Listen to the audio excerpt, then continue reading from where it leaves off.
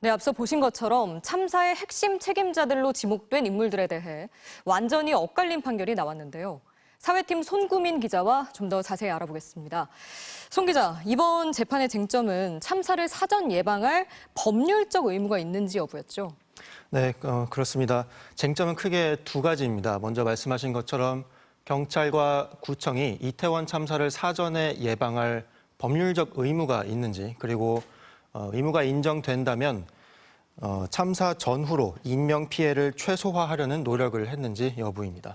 네, 그러면 재판부는 시민 안전을 책임질 법적인 의무가 경찰엔 있고 구청은 그렇게 보기 어렵다, 이렇게 해석한 건가요? 네, 맞습니다.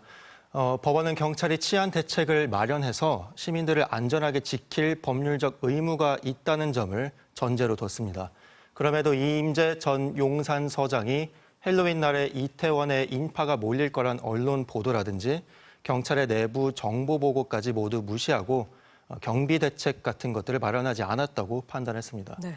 또 참사 당일엔 인파가 증가하고 오후 6시 반부터는 사고 장소 부근에서 압사 위험 신고가 여러 차례 접수됐음에도 대처가 소홀했다고 지적했고요. 밤 10시 40분엔 심각성을 충분히 보고받고도 정작 서울경찰청 윗선에 이것을 보고한 것은 1시간이나 지나서였다고 꼬집기도 했습니다. 정리하면 사고 전과 후 대응에 모두 과실이 있다고 인정한 겁니다. 네, 이임재 전 용산서장 같은 경우는 사고 대비와 대처를 했어야 한다. 그 책임부터 인정이 된 반면에 용산구청은 그럴 의무도 권한도 없다고 봤기 때문에 박희영 구청장은 무죄다. 이런 거죠. 네, 그렇습니다. 재난안전법이라는 게 있는데요. 이 법은 구청이 재난으로부터 시민을 지킬 의무는 명시하고는 있습니다. 그런데 그 재난의 종류에 이태원 참사 같은 압사 사고는 포함되지 않는다는 겁니다. 네. 헬로윈처럼 또 주최자가 없는 행사엔 안전계획을 세울 의무가 없다는 점도 법원은 들었고요. 애초에 구청, 그러니까 지자체가 군중을 분산시키거나 해산시킬 권한이 주어지지 않았다고도 설명했습니다.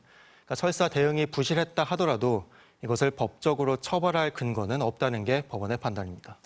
네, 법 논리가 그렇다고 해도 유족들은 물론이고 국민들도 선뜻 납득하기 어려울 것 같은데요. 애당초 참사의 책임을 일선 서장과 구청장 탓으로만 돌리는 게 사실 꼬리 자르기 아니냐는 비판은 계속 있었습니다. 당장 용산 서장의 상관인 김광호 전 서울경찰청장의 경우엔 검찰이 불기소하려다가 수사심의위원회를 거쳐서 어찌 보면 마지못해 기소를 했고요. 이상민 행안부 장관은 형사 책임 피했고 탄핵 소추도 기각됐고 현재까지 정치적 책임을 지는 것도 있지는 않습니다. 159명이나 숨진 참사죠. 총체적 대응 실패의 책임을 이렇게 경찰서장 한 명의 형사 책임으로 마무리 지어도 되는지는 의문이 있는 건 사실입니다. 곧 본격적인 조사에 착수할 특별조사위원회 활동을 더 지켜봐야겠습니다. 네, 여기까지 듣겠습니다. 손구민 기자 잘 들었습니다.